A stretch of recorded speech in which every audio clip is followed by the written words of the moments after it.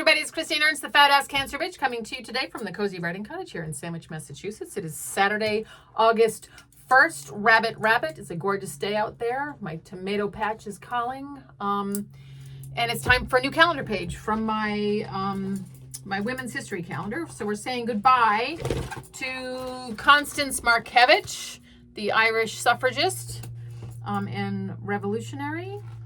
And we're saying hello to Aretha Franklin, someone I know. Haha. Aretha Franklin for August. Badass. Well, that's very nice. Aretha. Hello, August. So I hope you all enjoy the full buck moon on Wednesday. It's been quite lovely. And it was a quiet week hereabouts after all the celebrating of the birthdays and the anniversaries last week. I got the house cleaned. I took down the decorations. I restored order. I'm grateful for the parties and festivities, but I'm also grateful for the quiet and humdrum. Now, I love a party, but I really love humdrum. The linen dish towel, the couch cushions plump just so, the lines on the carpet after I vacuum. How that brings me joy. Weeding my tomato patch, cleaning the fridge, making my bed, organizing the junk drawer, reading back issues of the Provincetown Independent in my comfy chair in the living room, watering my plants, talking to the kitties, the smell of Mrs. Meyers Lemon Verbena Multi-Service Everyday Spray Cleaner. Oh my God, how much I love that. I sometimes just spray that in the air because I love how much it smells. The obituaries in the Sunday New York Times in bed. So many dead jerks. You know, the simple things. Humdrum. Now that I am 60, and please know that this phrase has been rolling off my tongue all week since I turned 60. Now that I am 60, I am considering what I actually want, what suits, what fills me up. Sometimes that's a spray of Mrs. Meyers Lemon Verbena Multi-Surface Cleaner sprayed in the air. Which, of course, also has a way of revealing what I do not want, what is uncomfortable, what depletes me. These are difficult, kind of age-old questions for me. I have talked here before about this, that I often have no idea what I want or what I need or how I feel. Perhaps you can relate. I bet you can if you're a woman of a certain age, if you are also 60. Acquiring the skill of self-care, of self-knowledge, is a lifelong task.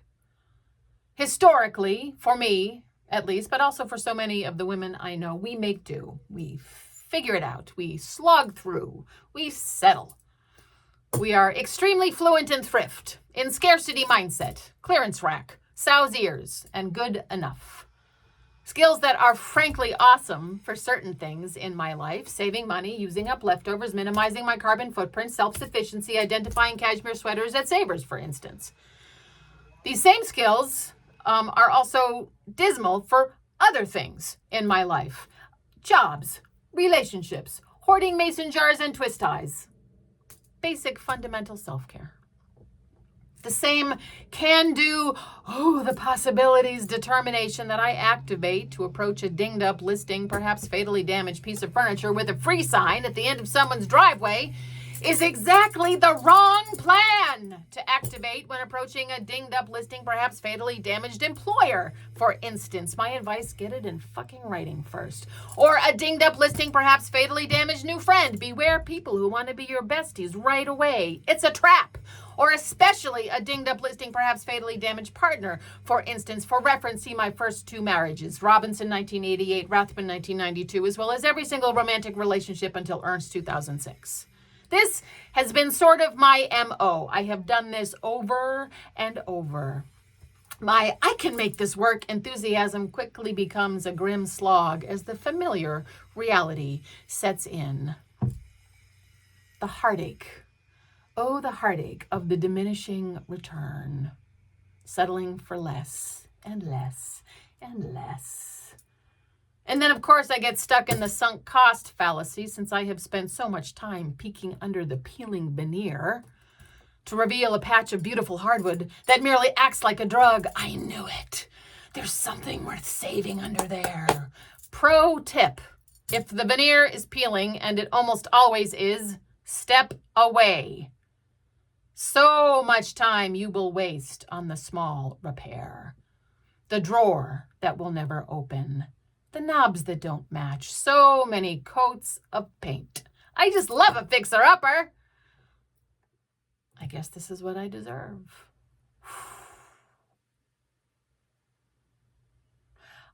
I would like to learn to curate my experience better. Furnish my life more thoughtfully now that I'm 60. Choose, allow, welcome, then engage, relish, revel, then jettison, release, remove if necessary. Be more careful about what I let in.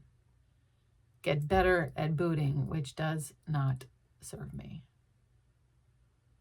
I don't want to shrink my life. I just want to get more precise. Free up some room for delight. Just free up some room.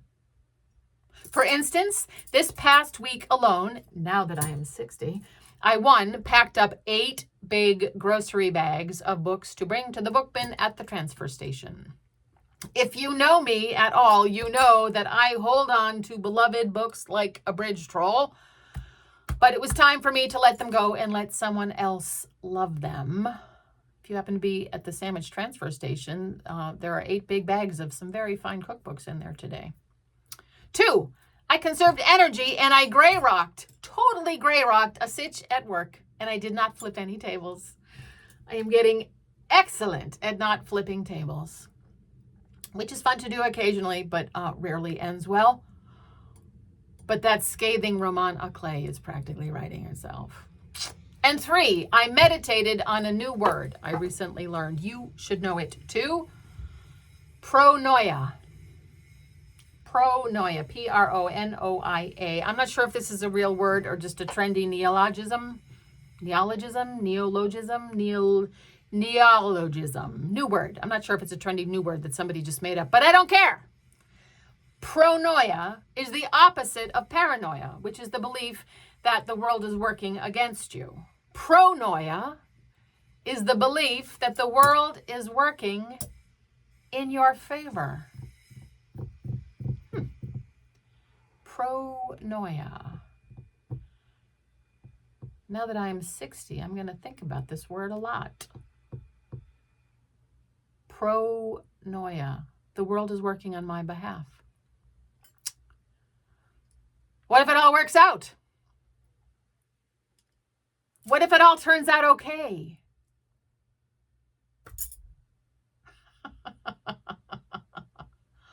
Ooh, it's a 60-year-old meditation.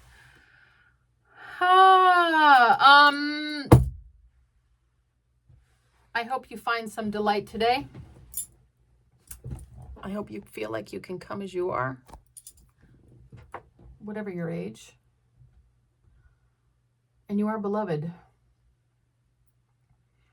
Move into the weekend with some of that energy, please. Come as you are beloved. Find delight today. I got to get those tattooed on my body somewhere, I think.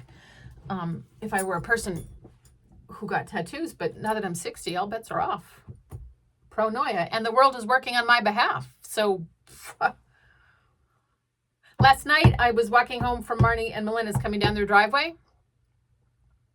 And there was a huge web going across their entire driveway. And there was a giant grandmother spider, a golden orb spinner, in the center of this web. She was gorgeous, and I'm glad that I didn't walk into her web. I took it as a sign. I don't know, when you see a spider like that, when a giant, glorious, beautiful grandmother spider presents like that in your life, I don't know, I'm taking it as a sign from the universe, creating a life, creating a web. Her beautiful, muscular, golden self in the center of it. She was spinning so fast. The web was so intricate. I tried to take a picture, but it was dark and I couldn't get it. But it's a good omen. I'm absolutely sure of it. So I hope you see a beautiful golden orb spinner this weekend. Don't walk into the web. Or I hope you go find something as beautiful. I'm not sure why I brought that up, other than scary things like giant spider webs are often disguised as scary things, and I think they're actually good omens. A little bit profound. Anyways, I got to go weed my tomato patch. Be well. Listen to some Aretha Franklin this weekend, please. I hope you said rabbit, rabbit and danced around in a circle 3 times this morning. It's not too late if you haven't done that yet. State your intention. Get out there. Take good care of yourself. Make some space in your life. Jettison something that is no longer serving you. And beware of free things at the end of people's driveways. Well, thanks for listening. I'll see you next week. Bye.